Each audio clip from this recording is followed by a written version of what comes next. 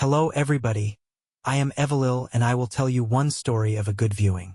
I always believed the sky was a constant, unyielding presence. A serene, unchanging dome that watched over the mundane affairs of daily life. But one autumn evening, as the sun sank below the horizon, something began to shift. The deep blues and purples of twilight were overtaken by a lurid, blood-red glow that spread like a malignant stain across the heavens. I stepped out of my apartment, drawn by a sense of foreboding curiosity, only to find the world around me transformed into a surreal nightmare. The air felt unnaturally dense, thick with an unplaceable tension, as though an electric charge was suspended between earth and sky. The crimson hue deepened, shimmering like liquid fire, and the very atmosphere seemed to hum with an eerie, almost sentient awareness. A dog, chained to a porch across the street, let out a low, guttural growl and backed away from nothing, its hackles raised.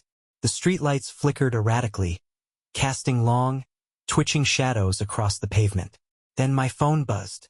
The screen glowed in the deepening darkness, illuminating the words that sent a shiver through my bones. The red sky speaks to those who dare to see. There was no sender, no number, just that singular, cryptic message. My pulse quickened. I looked around, expecting some prankster watching from the shadows, but the street was empty. The message disappeared before I could take a screenshot, vanishing as though it had never existed. At first, I dismissed it as a glitch or some elaborate joke. But the feeling of isolation grew unbearable. I ran into a nearby gas station, seeking human interaction, some confirmation that I wasn't losing my grip on reality. Inside, the cashier, a heavy-set man with tired eyes, barely looked up from his newspaper as I stumbled toward the counter. "Hey," I said, my voice trembling. Have you seen the sky?" He glanced at me, then out the window, then back to his paper with an indifferent shrug. "Looks normal to me, buddy."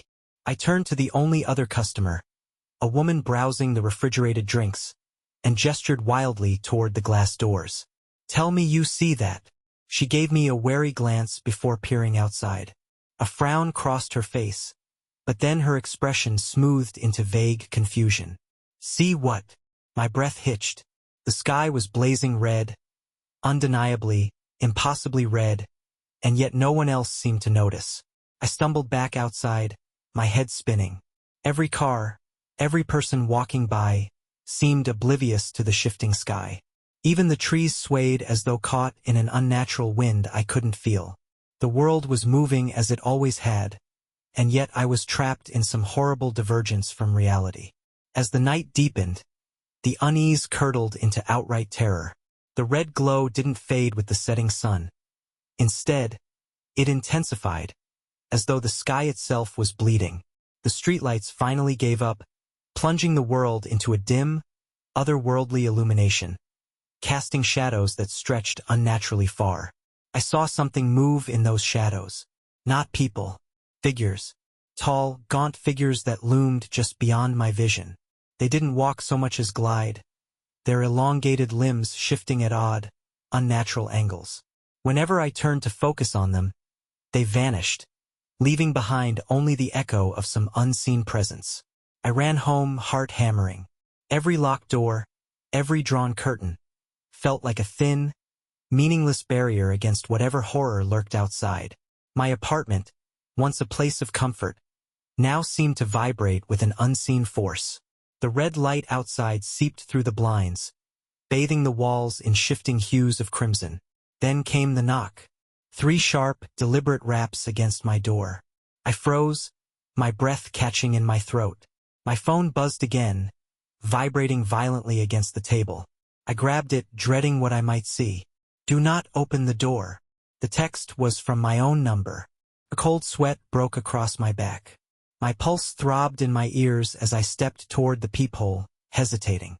I shouldn't look. Every fiber of my being screamed at me to ignore it. But I looked. There was nothing there.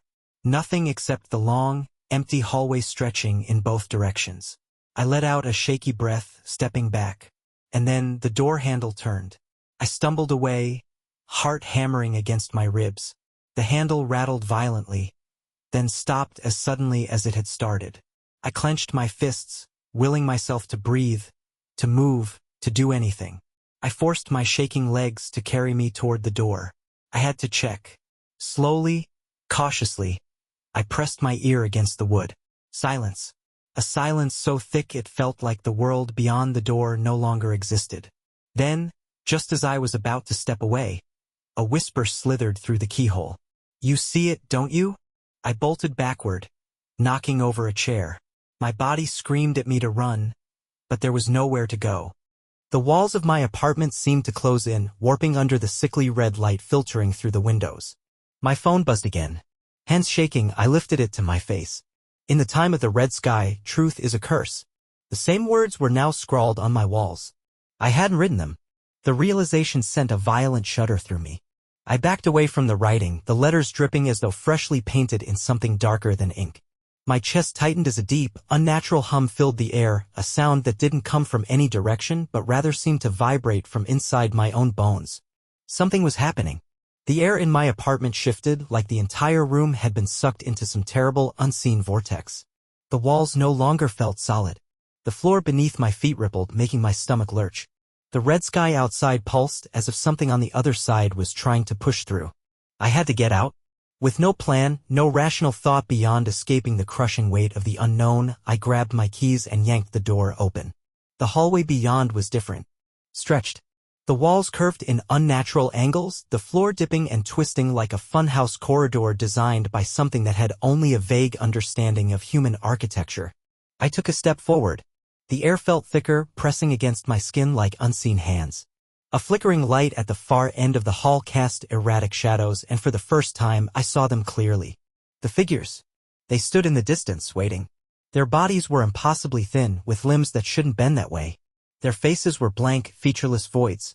Yet I knew they were watching me. A deep, shuddering breath escaped my lips. I had no choice but to move forward. With each step, the world around me distorted further. The red sky above watched, the walls around me whispered, and the figures ahead waited. I didn't know where I was going. I only knew one thing. I had crossed into something I wasn't meant to see. And there was no turning back. I should have turned back. Even as my feet carried me forward, deeper into the distorted hallway, every nerve in my body screamed at me to stop.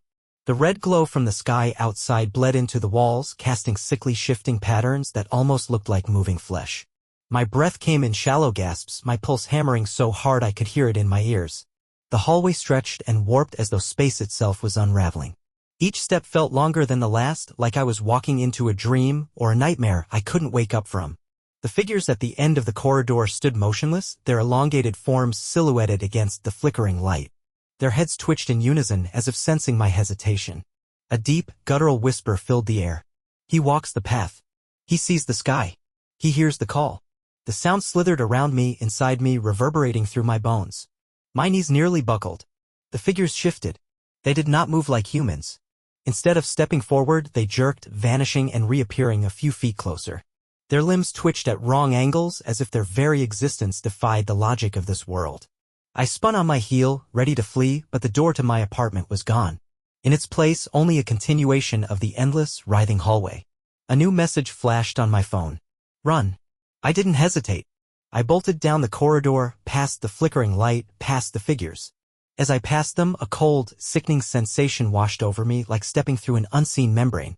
My vision blurred, the air thickening around me as though I had plunged underwater. My feet pounded the floor, but the space around me twisted in unnatural ways, corners stretched into yawning voids, doors melted into the walls, and the ceiling sagged as if breathing. Behind me, the whispering intensified. "Run, little watcher. Run while you can." Something moved in the periphery of my vision, dark shapes peeling from the walls, crawling toward me on too many limbs. I didn't dare look. I just kept running. Then I saw it. A door at the end of the corridor. Unlike the melting, shifting walls around me, this door was solid, real. A simple wooden frame, slightly ajar, beckoning me forward. I threw myself at it, my fingers scrambling at the knob, wrenching it open just as the whispering reached a deafening crescendo. The moment I crossed the threshold, the noise stopped. Everything went silent. I found myself outside. But it was not the world I had left behind. The street was the same, yet wrong. The buildings stood at impossible angles, their windows staring like hollow eyes. The red sky above was no longer just a color, it was alive, swirling and pulsing like a wound in the fabric of reality. And then I saw the people. They walked the streets like normal, but they weren't normal at all. Their faces were empty, smooth skin where eyes and mouths should have been. Their movements were stiff, robotic, like puppets with invisible strings. I took a step back, my breath catching. They turned toward me. All of them. Every single faceless figure stopped in unison and faced me, their blank heads tilting ever so slightly. A single word appeared on my phone screen. Hide. I darted into an alleyway, my heart nearly bursting from my chest. My back hit the cold brick wall as I struggled to muffle my breathing. I peeked around the corner. The faceless things stood still, their heads twitching as if listening. Then one of them spoke. It had no mouth, no lips, no throat, yet a voice, hollow and distorted, slithered through the air. He does not belong. The others responded, their voices layering over each other in a dreadful chorus. He does not belong. He does not belong. He does not belong. I clamped a hand over my mouth to stifle a scream. Then they moved. Not walked, moved. Their bodies snapped forward, jerking in impossible angles, gliding toward the alley like insects hunting prey. I bolted. I tore through the alley, past rusted dumpsters and broken fences, my lungs burning. My mind raced for an explanation. Had I crossed into another world? Had the red sky swallowed reality whole? As I turned a corner, I nearly crashed into a figure standing motionless in the shadows. I recoiled, preparing to run again, but this one was different. She had eyes. A woman dressed in tattered clothing, her hands trembling as she pressed a finger to her lips, signaling for silence. Her eyes were wide with fear, darting between me and the faceless ones closing in. Without a word, she grabbed my wrist and pulled me behind a pile of discarded crates. They hear movement, she whispered. Not sound. Stay still. I tried to control my ragged breathing as the faceless figures approached, their heads twitching in erratic motions. They stopped mere feet away, their skin shimmering under the red sky like liquid wax. One of them tilted its head toward the crates as if sensing something. I could feel the woman's grip tighten on my wrist. Then, after an agonizing moment, the figures turned and jerked away, vanishing into the distance. I exhaled, my entire body trembling. The woman let go of my wrist and stood up, glancing around warily. You don't belong here, she said, her voice hoarse. I know, I whispered. Ayo. A sharp, piercing noise split the air. The woman let out a strangled gasp and clutched her head. Blood dripped from her nose. She stumbled, then convulsed. Before my eyes, her form began to dissolve, her skin peeling away like mist in the wind. I staggered back in horror. She tried to speak, but no words came. Then she was gone. Only a faint, distorted whisper lingered. They know you're here. A message flashed on my phone. Run. Now. I didn't hesitate. I sprinted down the alley, my surroundings warping, melting, the red sky pulsing above me like a monstrous, watching eye. My vision blurred, and I knew I was running out of time. Then I saw it, another door, standing alone at the end of the alley, unattached to any building. A door that shouldn't exist. It was identical to the one I had stepped through before. I had no choice. I flung it open and leapt inside, expecting another endless hallway. Instead, I found myself back in my apartment. The air was still. The walls were normal. My hands shook as I reached for my phone. No messages. No missed calls. Just the familiar glow of the lock screen. Had it been real? Had any of it been real? My breath slowed. My mind grasped for reason. Maybe I had suffered a psychotic break. Maybe stress had fractured my perception of reality. Then a soft tap at the window. I turned, every muscle in my body locking up. Outside, beneath the still red sky, stood a faceless figure. Watching. Waiting. My phone buzzed one last time. You brought them back with you. And then the door handle began to turn. Thank you very much and see you all in the next video. Love you guys.